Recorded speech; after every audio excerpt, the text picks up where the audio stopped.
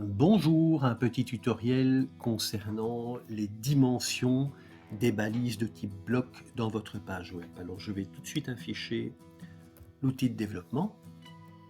Voilà, nous allons cliquer sur Elements et vous avez évidemment dans l'onglet Elements le code source de votre page et à droite le style que vous avez donné aux différents éléments de votre code source. Alors pour rappel, lorsque une page web se charge dans un browser, les balises entrent à la queue leu selon le flux, c'est-à-dire selon l'ordre dans lequel elles ont été écrites et programmées dans la page web. Donc c'est d'abord HTML qui va rentrer, puis le head et les balises qui se trouvent dans le head, le body, et dans mon body, je vais avoir d'abord la div 1, la div 2, la div 3, etc. Et toutes ces balises de type bloc représentent, en tout cas dans votre cerveau, ça doit être représenté comme ça, représente une boîte. Elle est représentée ici à droite. Donc ici, c'est body que j'ai sélectionné. Eh bien, voici la représentation schématique de mon body. Et cette boîte, ce bloc, est caractérisé par quoi? Par un contenu, 1920 x 111 pixels dans notre cas, un padding, c'est-à-dire une marge interne. La marge interne, c'est la marge qui se trouve entre le contenu informatif et la bordure du bloc. Vous voyez qu'ici, je n'ai pas de padding. Le border, je n'ai pas de bordure, rien n'est indiqué. Et le margin, la marge externe. La marge externe d'un bloc, c'est la marge qui le sépare des blocs adjacents, que ce soit les blocs qui suivent, que ce soit les blocs précédents, éventuellement les blocs qui se trouvent à gauche et à droite dans le cas d'un display inline. Alors, bien, maintenant on va attaquer, on va prendre comme exemple la première division qui est la division d'ID div 1. Et je vais lui donner une largeur, un width. Alors vous savez, je vous l'ai dit en classe, le width c'est tout simplement la largeur du contenu informatif. C'est ce qui apparaît en bleu ici. C'est la largeur du contenu informatif. Okay. Donc dans le width n'est pas compris le padding, le border et le margin. Donc ça veut dire que si vous voulez savoir la dimension de votre bloc, mais vous devez vous dire, je vous le montre ici, hein, mon width, c'est bien uniquement la largeur du contenu informatif. Si vous voulez la largeur complète du bloc, il faudra rajouter le padding, le border et le margin. Très bien. On va, sans convaincre, on va dire simplement, voilà, je vais rajouter un margin. Je vais faire un margin complet. Alors ici, j'utilise des unités, l'unité pixel. Il est évident que vous utiliserez, mais c'est pour les besoins du tuto, hein, vous utiliserez des unités relatives, mais c'est pour que, je dirais, les valeurs chiffrées soient plus facilement lisibles. Je vais dire 20 pixels. Alors, si je fais un margin de 20 pixels sans rien préciser, ben forcément, il va commencer, attention, parce que ça c'est important, il commence par le margin top, ensuite le margin right, ensuite le margin bottom et ensuite le margin left. D'accord? Donc vous constatez que mon width, hein, ici le width concerne toujours le contenu informatique, et j'ai rajouté 20 pixels de margin que vous pouvez voir ici d'ailleurs. Vous voyez, quand on sélectionne la division au niveau de votre code, hein, donc je vais un petit peu agrandir. Au niveau de votre code, au niveau du code, voilà, vous avez une surbrillance qui apparaît et cette espèce d'orange là correspond au margin de votre bloc.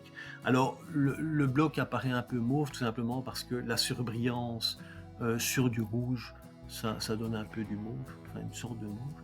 Et vous voyez bien que, en tout cas sur les côtés, ici, hein, j'ai bien un margin de 20, un margin top de 20, un margin bottom de 20. Et forcément, mon bloc, n'oubliez pas qu'un bloc, physiquement, remplit toujours la largeur de son conteneur. C'est pour ça que vous avez ici qu'il vous matérialise votre marge droite. Forcément, elle fait plus que 20 pixels en réalité, mais il matérialise sur toute la largeur du bloc. Bien, continuons. Je vais un petit peu diminuer ça. Voilà. Hop, on revient un peu en haut. Et je vais cette fois-ci rajouter une petite bordure. Tiens, border.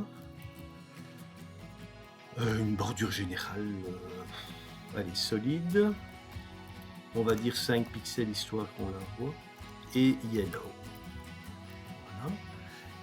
Qu'est-ce qui se passe au niveau de la matérialisation de votre bloc?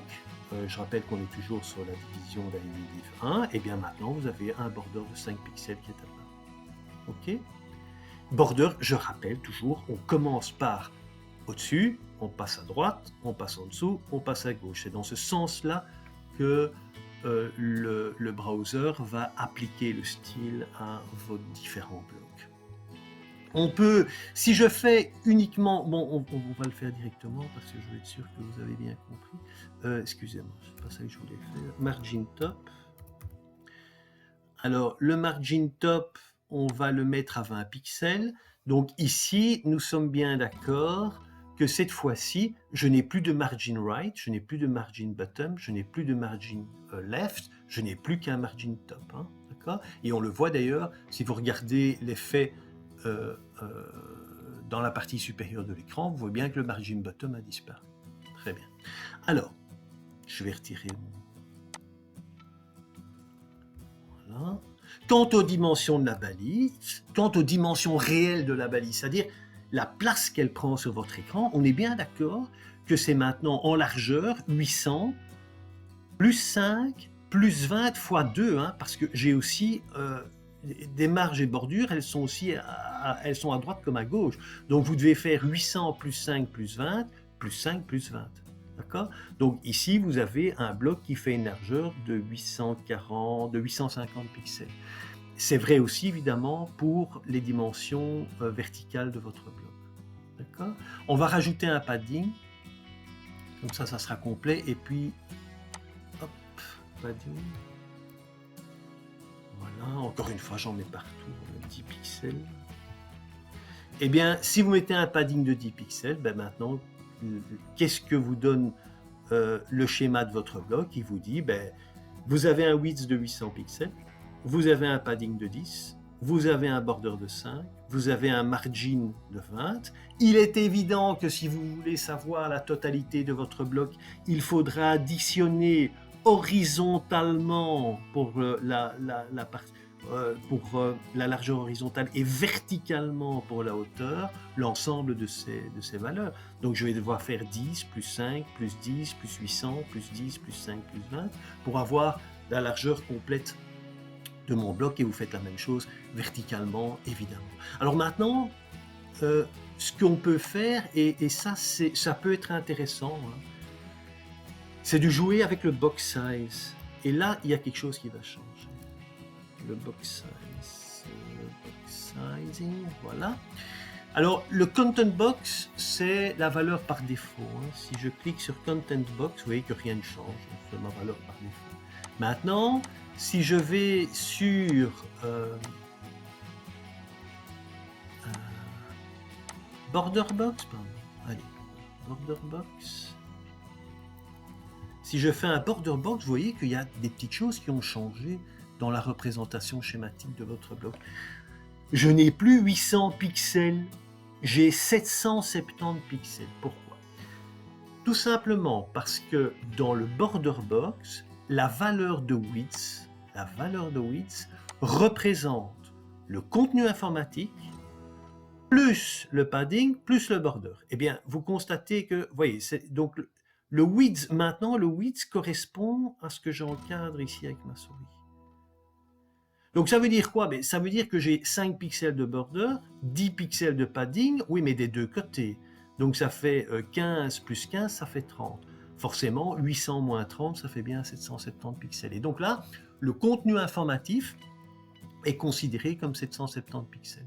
Ça, c'est à cause du box sizing border box. Si je reviens, si je le supprime, si je le désactive momentanément, vous voyez bien que je reviens à 800 pixels. On est d'accord ? Voilà. Bien. Eh bien, j'aime bien cette représentation parce que je pense elle est très expressive et je dois dire que n'hésitez pas à utiliser l'outil de développement de Chrome, il est vraiment très bien fait. Ok, ben j'espère que vous avez bien compris. À très très très bientôt.